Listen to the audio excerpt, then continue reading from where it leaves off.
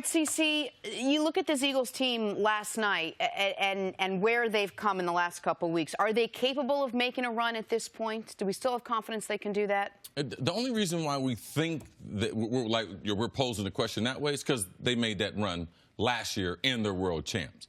If there are any of the other teams with the same record, I doubt that we're having a segment like this. So we've kind of extended some faith or trust because of what they've done in the recent history of respect being the world champ. But no, I mean, they're only a shell of themselves. Defensively, not as good up front as we thought they would be. I mean, last year, they were amazing from a front seven and their offensive line. So just those two units are not nearly as good as they were last year. And ultimately, their secondary would hold them back from being contenders. They can't guard anybody. I mean, there is no group of wide receivers that you can put against them and feel like they would be comfortable guarding them. So not only they're big people, which last year gave them a huge advantage, was one of the reasons why I had enough faith in them, even though they had their backup playing with them in Nick Foles. Their inability to be able to get off the field on third down, create turnovers, I don't think that this team is good enough to be able to advance and put it together for 3 out of 4 weeks. No, they haven't showed that type of consistency, so I don't think they can make a run. If you have any legitimate passing attack, you can beat the Philadelphia Eagles. I'm not saying you definitely will beat, but you can beat. What they were up against last night was a team that somehow early in the game downgraded from Colt McCoy, which is tough to do in professional football, but they went to a guy named Mark Sanchez who hadn't completed a pass in 2 years, and after his opening drive, looked like a guy who might wait another couple of years before he completes another pass. Next weekend, Daniel Snyder and the Brain Trust they're interviewing all gym teachers. If you teach gym class, you can play quarterback for them because we know who can't play quarterback for him, and so we just know everyone else can, based on contributions and everything, support. And so here's the situation for Philadelphia. I've always been told that football teams, most notably football coaches, like to, if they can, break the season down into quarters. I know Coach Mangini will say it's just one game after another, but you look at the season in quarters. The Philadelphia Eagles in the first quarter of the season were 2-2. In the second quarter of the season, were 2-2. We just finished the third quarter of the season. They were 2-2. This is an average football team. And what they have working against them is the one place they haven't been average, they've been at least slightly above average, is at home.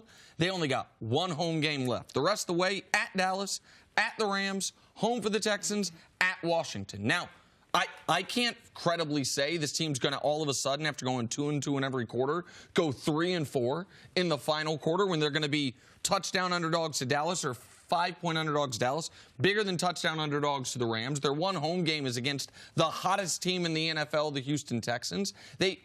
Carson Wentz is still there, and he is playing at the exact level he played at last year, which, in a separate discussion, shows you how much the league has changed in just 1 year. That level last year, league MVP. That level this year, he's playing pretty well. But aside from that, they don't look like the same team at all. I did like what they got from Golden Tate yesterday. You saw him a month into the team coming into the fold. Took about a month. That's about the time. Now, as we start to see these trades, it takes, especially for a skilled guy, wide receiver, to get acclimated. But the only thing I'll disagree with Chris on, the only other reason they're in this discussion is not just because they're defending champs, but because there is still, even with what they did Thursday night, questions about Dallas. And when Dallas is the only team ahead of them, the Giants are done, and Washington is going to be starting Mark Sanchez or who knows, Cody Kessler's on a team right now. Nate Peterman available? Maybe he'll come in. Washington's finished as well. That's the other reason. We're like, well, Philly could theoretically win the division, have a home game, but I think they top out at 8 wins. I don't think 8 wins gets it done. So that's it. I think the conversation is more what can they do in the division or not how far can they go. But weren't we in not the same, but a very similar boat last year? They had a shaky secondary. They had a quarterback who had left. I mean, I feel like we gave up on them last year, and then they made this run. I don't want to say we're giving up on them this year, but we don't have nearly as much faith, even though we saw they could do something similar. Great last year, which was rush the passer. Oh, well, last year I think they had 10 wins. By the time their quarterback got hurt. So, hey, you got 10 wins. You got some room to be able to. No, at 6 wins, you are what your record is. My friend, Hall of Famer Bill Parcells, they're 6-6. It's not as if we're baking anything into it, taking anything away from it. They're not a very good. Listen, wasn't like it was a guarantee they was going to win this game. If you can't beat Colt McCoy, Sanchez combination, how good of a team are you?